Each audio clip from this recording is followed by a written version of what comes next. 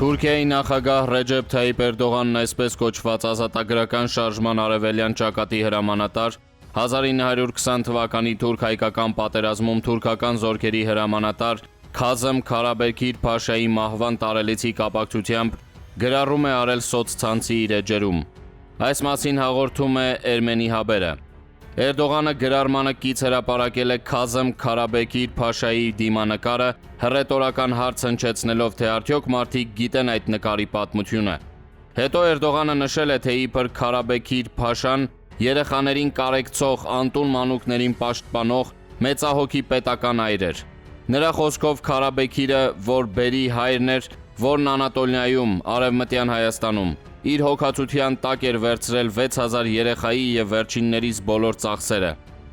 Անդրադառնալով դիմանկարի պատմությանը, Թուրքիայի նախագահը նշել է, որ այն Քարաբեկիրին էին նվիրել տրապիզոնի որբերը, որոնք գտնվում էին Փաշայի հովանու տակ։ Էրդողանը թուրք զորավարի երախտիկը եւս մեկ անգամի ցույց դնելու համար գրել է.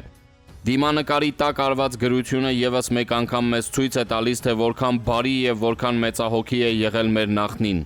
Նշենք, որ դիմանկարի տակ արված գրությունն օսմաներեն է։ Թուրքիայի նախագահի գրառմանն արձագանքել է այդ երկրի խորհրդարանի հայ падգամավոր, ընդդիմադիր քրդամետ ժողովուրդների դեմոկրատական կուսակցության անդամ Կարո Փայլանը։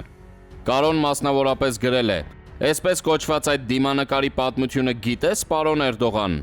Այդ երեխաները որբացել են, քանի որ հայ ժողովրդի դեմ իրականացված ցեղասպանության ընթացքում իրենց ընտանիքները կոտորվել են։ Պարոն Էրդողան, դու իրոք պատրաստ ես առերեսվել տվյալ դիմանկարի պատմության հետ»։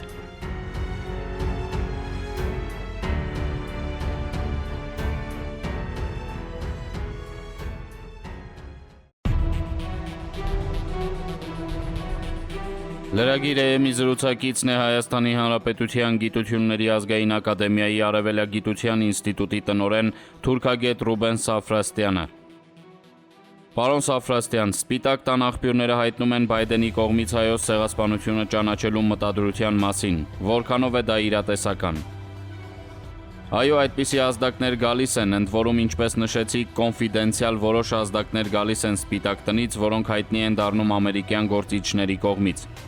Դժվար է ասել, թե դրանք ի վերջո իրականություն կդառնան, թե ոչ, բայց եթե ընդհանուր առմամբ գնահատենք, կարծում եմ այդ ազդակներն արդյունք են այն հարաբերությունների, որ հիմա գոյություն ունեն ԱՄՆ-ի եւ Թուրքիայի միջև։ Ակնհայտ է, որ Բայդենի ադմինիստրացիան ավելի կոշտ մոտեցում ունի Թուրքիայի նկատմամբ, քան Թրամփի ադմինիստրացիան էր, եւ դա արտահայտվում է նաեւ այն հանգամանքով, որ բավական ակտիվացել են խոսակցություններն ամերիկյան քաղաքական վերնախավում, որ Բայդենը կարող է ճանաչել հայոց ցեղասպանությունը։ Ինչ կլինի ճանաչման դեպքում։ Եթե դա տեղի ունենա, իհարկե կարևոր իրադարձություն կլինի։ Չմոռանանք, որ ԱՄՆ-ն արդեն իսկ սկսել է հայոց ցեղասպանության ճանաչման գործընթացը։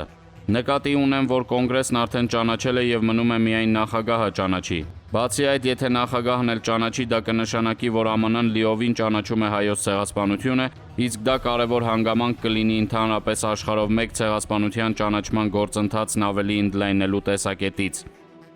Այս տարի ապրիլին հնարավոր է Բայդենը դա անի։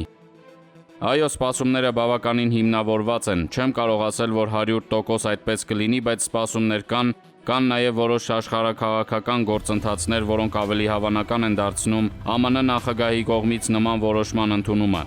Մասնավորապես կարելի է եզրակացնել, իր ամերիկյան ընդհանուր ստրատեգիան աշխարհում փոխվում է։ ԱՄՆ-ի արտաքին քաղաքականության ուշադրության կենտրոնը տեղափոխվում է Խաղաղ օվկիանոսի ավազան եւ Չինաստանը դառնում է ամերիկյան արտաքին քաղաքականության կարևոր թիրախ։ Մերձավոր Արևելքն իհարկե պահպանում է իր կարևոր նշանակությունը, բայց կարծես թե այդպիսի կարևոր նշանակություն չի ունենալու մոտակա տարիներին ամերիկյան քաղաքականության համար, որքան որ կունենա Խաղաղ օվկիանոսի ավազանը։ Եվ Ամերիկայի տեսակետից Թուրքիայի նշանակությունն է պակասում, քանի որ Թուրքիան կարևոր դերակատար էր Մերձավոր Արևելքում։ Մյուս կողմից մենք տեսնում ենք, որ ԱՄՆ-ի վերնախավի մոտ կա բացասական մոտեցում Թուրքիայի նկատմամբ այն տեսակետից, որ Թուրքիան S-400-ի խնդիրը չի լուծում այնպես, ինչպես դա պահանջում է ԱՄՆ-ն։ Փորձում է Ռուսաստանի հետ որոշակի մերձեցում իրականացնել, ինչն ամերիկյան քաղաքական վերնախավի մոտ դժգոհություն է առաջացնում եւ խոսում է այն մասին, որ Թուրքիային պետք է պատժել դրա համար։ Բայց չպետք է մոռանալ, որ դրա հետ միասին Թուրքիան ՆԱՏՕ-ի անդամ կարևոր երկիր է, իր բոլոր պարտականությունները կատարում է ՆԱՏՕ-ի շրջանակներում եւ շարունակում է մնալ Արևմուտքի բաղկացուցիչ մաս։ Այնպես որ այս հանգամանքներն են, որ առաջացնում են այդ սպասելիքները, որ ԱՄՆ-ն կարող է որոշակի պատիժ կիրառել Թուրքիայի նկատմամբ, նախագահի կողմից հայոց ցեղասպանությունը ճանաչելով։ Սա է ընդհանուր պատկերը, տեսնենք թե ինչպես կընթանա։ ԱՄՆ պետքարտուղարի եվրոպական եւ եվրասիական հարցերով տեղակալ Ջորջ Քենթը Սենատի միջազգային հարաբերությունների ենթահանձնաժողովում ասել է, որ Հարավային Կովկասում անվտանգության խնդիրների լուծման համար կա համապատասխան կառույց՝ ԵԱՀԿ-ն եւ 3 գումարած 3 տարածաշրջանային ձևաչափը, որն առաջարկել են Ռուսաստանը, Թուրքիան եւ Իրանը, մեծ նահանջ է այդ արժեքներից։ Պատերազմից ամիսներ անց ԱՄՆ-ն Ռուսաստանին եւ Թուրքիային հակադրվում է։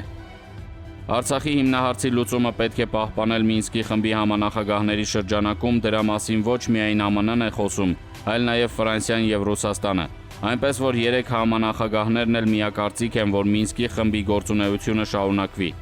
Ադրբեջանն ու Թուրքիան բացասական մոտեցում ունեն, եւ Արցախի կարգավիճակը դեռևս չլուծված է մնում։ Այնպես որ այս շատ կարևոր խնդիրը կարող է լուծվել Մինսկի խմբի համանախագահների միջնորդական գործունեության ընթացքում։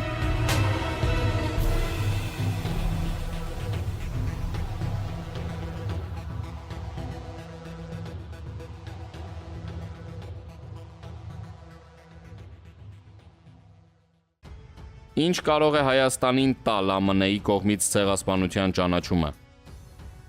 Այնինչ ես ներկայացրեցի եւս մեկ անգամ ցույց է տալիս, որ հայոց ցեղասպանության ճանաչման խնդիրը մեծ տերությունների քաղաքականության մեջ մտնում է իրենց շահերից ելնելով։ Նրանք ոչ թե մեր մասին են մտածում, այլ իրենց շահերից ելնելով են գործում։ Հիմա շահերն այդպիսիք են, որ դա կարող է ավելի հնարավոր լինել։